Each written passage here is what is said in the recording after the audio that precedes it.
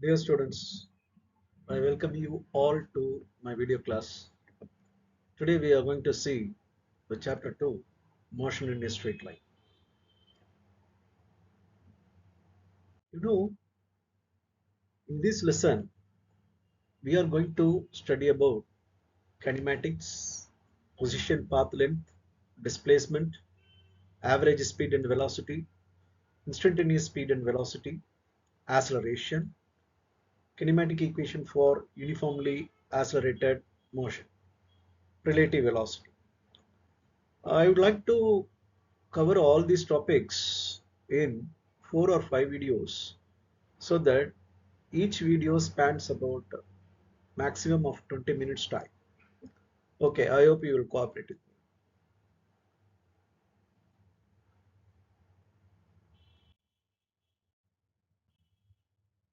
So this mechanics has got three branches. One is statics, kinematics, and the third one is dynamics. You know what is statics?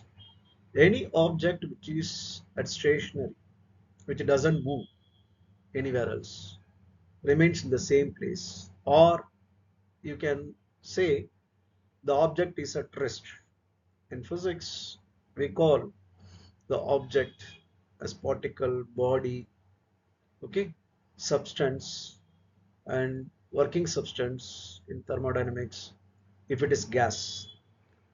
So in kinematics, what is the difference between a kinematics and a dynamics? See, say we have already seen the study of object at rest. Kinematics, if you don't consider the cause of motion, I mean, if you don't consider the origin of force, then it is kinematics. If you consider the origin of force, if you consider the cause of motion, okay, then it is dynamics. Now, the study of objects in motion, all these kinematics and dynamics, it deals with the study of motion in, okay, objects. Kinematics, motion in one dimension, motion in two dimension, motion in three dimension. You see, what is motion in one dimension? You know the coordinate system. The motion of the object is said to be one dimension if only one of the three coordinates is required to be specified with respect to time. You know what are the three coordinates? You just take a corner of a room. You see the border, three borders are there. One is x-axis, y-axis, and z-axis. Now, if your body is said to motion, move along a particular axis, say for example, if you take x coordinate and y coordinate. So you know that in coordinate system we are going to see in detail the next slide. If a body moves in a straight line, then it is a rectilinear motion. In such a motion, the object moves in a straight line. That is given there. Example, a train moving in a straight track, a man walking in a narrow leveled road. So these are all the examples for rectilinear motion. It means the body moves in a line.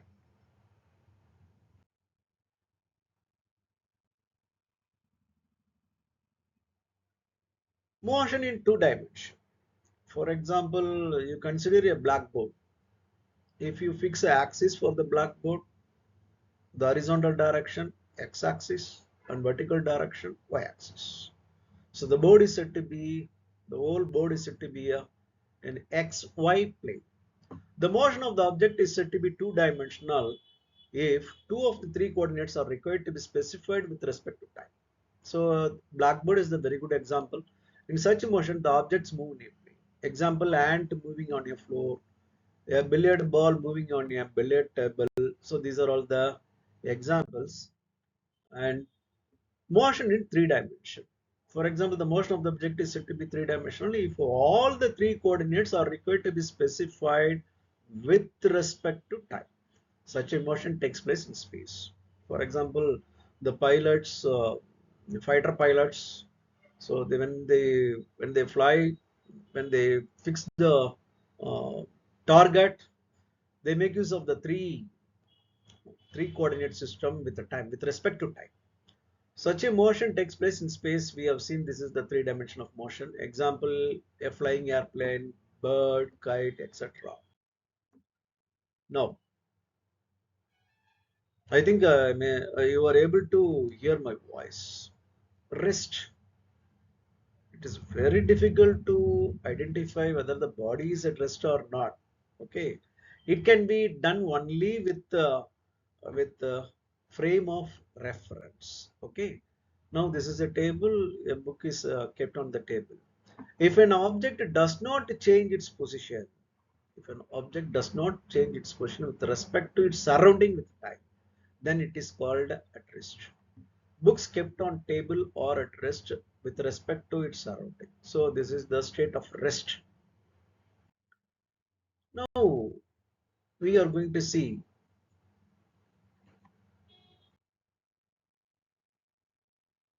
so we should not use this one. Motion. So what is motion? Now we have two cars here, and this is one green is moving in the right side, and the orange is moving in the left side. And here the motion is said to be positive. If it moves from left to right, it is positive. If it moves from right to left, then it is negative. Actually, motion is no doesn't have a negative or positive. Motion is always positive. It doesn't have negative. But the negative sign indicates the direction. Clear? Okay. The positive and negative sign indicates the direction.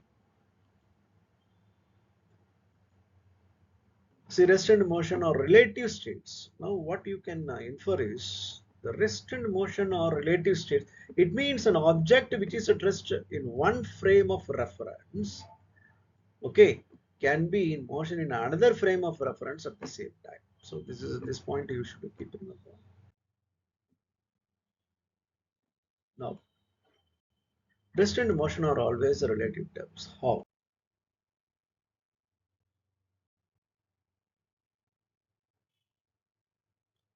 See, motion and rest are always relative terms. That means that it all depends upon the observer who is observing the object.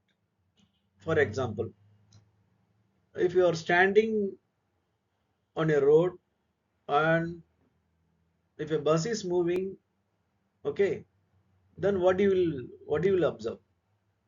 The person who is sitting inside the bus moves along with the bus. Now, rather we will take in this manner. A person standing in a moving bus is at rest. Yes, if you are traveling in a bus, you are at rest. When? Only when with respect to bus. So as long as you are inside the bus, you are at rest. And is in motion with respect to observer on the ground. If your friend is standing outside the bus on ground, and and okay, so you will be sitting. A girl swinging in a garden is in motion with respect to persons moving in a garden and at rest with respect to swing. So let it be more clear. I will make it, I wish to make it more clear, okay, with a few more examples so that you can understand. Uh, Frame of reference. So you can very well understand which is a state of rest, which is a state of motion only when you talk about a frame of reference. In physics and astronomy, frame of reference refers to abstract coordinate system whose orientation, origin and scale are specified by a set of reference geometric points. Clear or not? We call it as a coordinates. For a motion to be observed, there must be a body which is changing its position with respect to another body and a person who is observing motion. The person observing motion is known as an observer. Maybe X or Y, if you observe the motion of your body, then you will be called as observer. The observer for the purpose of investigation must have its own clock. The condition is that the observer must have its own clock to measure the time and a point in space attached with another body as the origin and a set of coordinate axes. These two things, that is the time measured by the clock and the coordinate system, are collectively known as a reference frame. So whenever you come across the term reference frame of reference, so you should remember the time and the coordinate system. Clear or not? Good. So frame of reference, time and coordinate system. Consider a rectangular coordinate system. See, for example, uh, okay, consisting of three mutually perpendicular axes. So this is a, what do you mean by mutually perpendicular? See, the x-axis, y-axis, and z-axis. It should be always in anti-clockwise direction. Okay, so this is x-axis, y-axis, z-axis, anti-clockwise direction. It's given. Okay, what is mutually perpendicular? This x-axis and y-axis are perpendicular to each other, and y-axis and z-axis are perpendicular to each other. The angles subtended by z-axis and y-axis are perpendicular. Okay, so I would like to tell you uh, the plane. See, this plane is called XY plane, and this plane is called YZ plane. And the plane covered by the x-axis and z-axis is called XZ plane. So you have three planes. Okay, and all these coordinate points X, Y, Z, and time also you should specify. So consider a rectangular coordinate system consisting of three mutually perpendicular axes labeled x, y, and z axis. The point of intersection of these three axes is called origin. See, these this is the point of intersection. This is called origin. Origin is always written as O. Okay, and it serves as the reference point. This origin is always taken as a reference point. The coordinates. What are the coordinates? X, Y, and Z are the coordinates of the object. Describe the position of the object with respect to this coordinate system. Okay.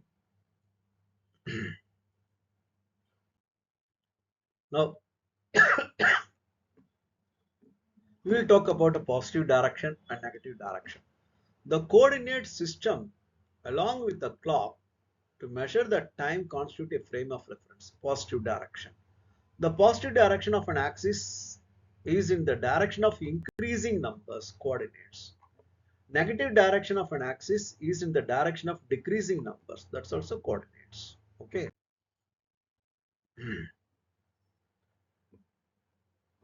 So while describing motion, we use a reference point or origin. We have seen already it. We can use any object as a reference point. For example, a car at rest or in motion can be used as a reference point. When you travel in a bus or train, you can see the trees, buildings. You might have traveled in train. You could have seen while you are sitting inside the train, when the train is moving, all the trees will run fast against you. Okay, you would have seen it. Okay, so when you travel in a bus or train, you can see the trees, buildings, and the poles. I mean, electric poles moving back to a tree. You are moving forward, and to you, the trees are moving back. While you are moving forward, okay, the trees move backward. Both you and the trees can serve as a reference point, but motion cannot be described without reference point. See, uh, if you are the observer, the tree is an object. If the tree is the observer, you are an object. Both of you can, can be either an observer or the object, which is in motion. Okay. So this is the, what do they say? Both you and the trees can serve as a reference point, but motion cannot be described without a reference point. Suppose if you want to if a person standing outside the want to see whether you are in motion or not, then uh, the motion can be described only by the observer. Clear or not? Okay. So both of you can Analyze the motion of the object. Okay, let me make it more clear. So this is the train. You are moving, the train is moving from left to right. The body is standing. So this boy is standing. From your frame of reference, the boy is moving from left to right, but this boy is at rest. But when you are standing outside on ground, now the boy is moving from left to right. Okay,